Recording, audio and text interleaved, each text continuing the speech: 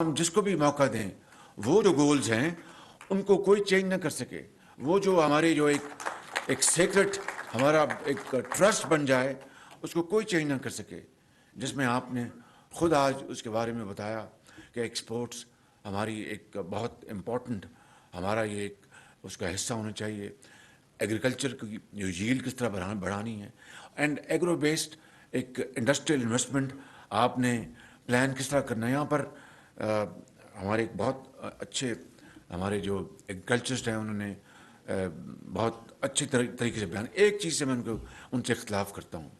انہوں نے کہا کہ دیکھیں کہ جناب دیہات نہیں رہنی چاہیے اور دیہاتوں میں دیہاتی بچوں کی کوئی قدر نہیں ہے. میں باقی ساری باتیں انہوں نے بہت ایک اعلیٰ پائے کے ایگریکلچرسٹ اور ایک اچھے ذہن کے طور پہ بیان کی ہیں.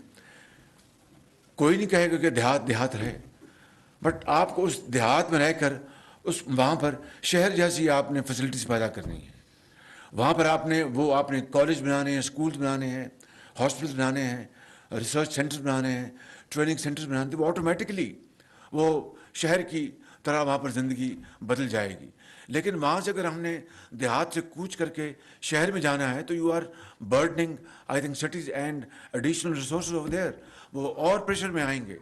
تو میں بات یہ کرتا ہوں کہ آپ نے دیہات میں زراعت کو آپ نے ترقی دینی ہے, اس کو فروغ دینا ہے, کس طریقے سے پر ایکر ییلڈ جو ہے اس کو اضافہ کرنا ہے.